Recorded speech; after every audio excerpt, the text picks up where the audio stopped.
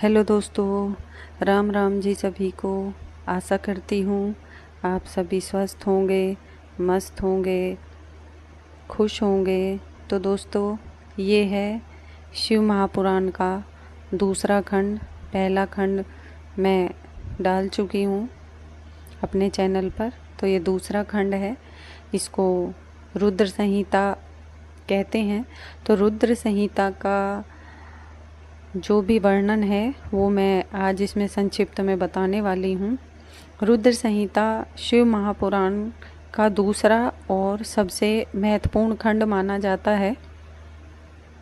इसमें भगवान शिव के अवतारों का वर्णन किया गया है, उनके विवाह का और विभिन्न लीलाओं का वर्णन मिलता है। माता सती के जन्म और भगवान शिव से उनके विवाह की कथा वर्णित है, वो इसी खंड में है। और जब राजा दक्ष ने यज्ञ का आयोजन करवाया था और उसमें शिव को ना बुलाकर उनका अपमान कराया था, वो भी इसी खंड में है। तो जब माता सती भगवान शिव के अपमान से दुखी होकर यज्ञ कुंड में आत्मदाह कर लेती हैं और भगवान शिव क्रोधित होकर वीरभद्र को उत्पन्न करते हैं, जो दक्ष यज्ञ का विध्वंस करते हैं।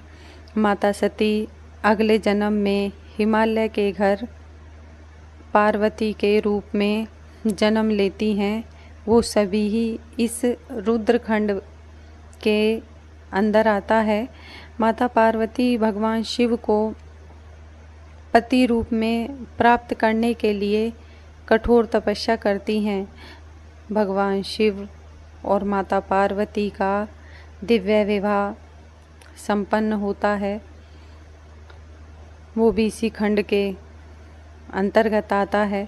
तारकासुर के अत्याचारों से जब देवता, मनुष्य, पृथ्वी वासी सब परेशान हो रहे थे, तो तब देवताओं को मुक्ति दिलाने के लिए भगवान शिव कार्तिकेय का जन्म भी इसी खंड के अंतर्गत आता है। भगवान गणेश के जन्म और उनके प्रथम पूज्य की बनने की जो कथा है, वो भी इसी रुद्र संहिता खंड के अंदर मिलती है। भगवान शिव की करुणा, शक्ति और भक्ति के प्रति प्रेम का सुंदर वर्णन किया गया है। रुद्र संहिता का मुख्य संदेश यह है कि सच्ची भक्ति, तपस्या और समर्पण से भगवान शिव की कृपा अवश्य प्राप्त होती है।